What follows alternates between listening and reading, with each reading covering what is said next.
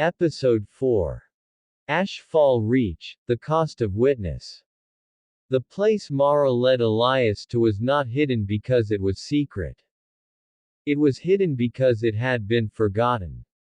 An old service tunnel cut into the hillside beyond the settlement, its entrance partially collapsed, its warning signs long faded.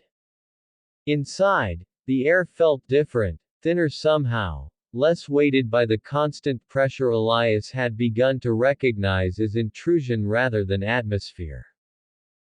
Others were already there. 5 in total, scattered across the dim interior, sitting against walls, tending injuries, whispering prayers that were careful not to sound like defiance. Their faces carried the same expression Elias now recognized in Mara: alert, strained, awake. "This is what remains," Mara said quietly. "Those who still choose." A man named Calder spoke first, his voice low but steady. "The Harmon Range is expanding," he said.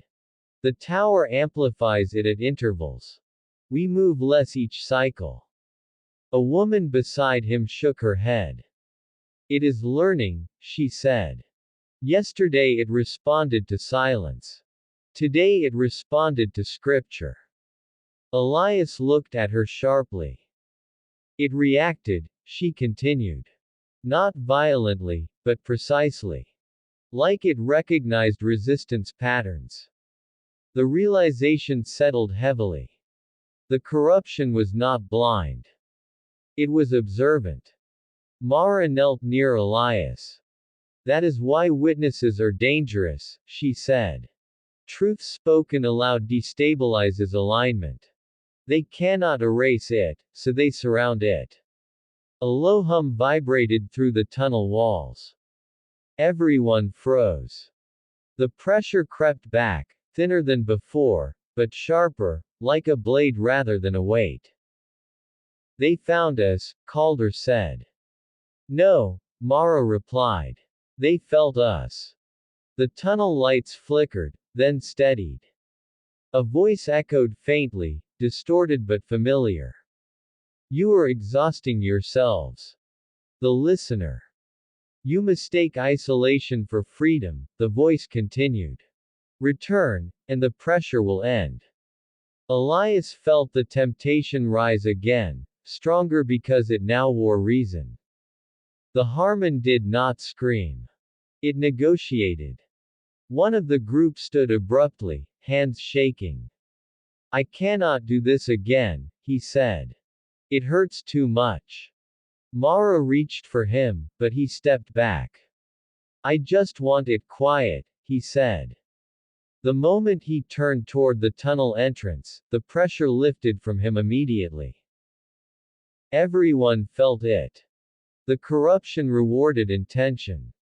"Do not go," Elias said. The man hesitated, eyes wet, then nodded once, apologetic. "I am sorry," he whispered. He walked out. The hum softened. Silence followed, heavier than sound. Mara sank against the wall, eyes closed. "That is how it wins," she said. "Not by force, but by relief." Elias stood slowly. "Then hiding is not enough," he said. "If the truth remains contained, it starves us faster than it starves the corruption." Calder looked at him sharply. "You are suggesting exposure," he said. "Open witness." "Yes," Elias replied. "If alignment depends on unchallenged narrative, then discernment must be spoken, not preserved." The tunnel shuddered faintly. Outside, the bell rang once, long and deliberate. "They will respond," Mara said. "They already are," Elias answered. He understood now that Ashfall Reach was not merely a place of survival, but a test of testimony. Silence protected the body, but it weakened the soul. Speaking truth would cost safety, shelter, and perhaps life itself. But silence had already begun to cost them one another. As Elias lifted his head, resolve settling where fear once dominated, he prayed aloud for the first time since arriving, not loudly, not defiantly, but clearly.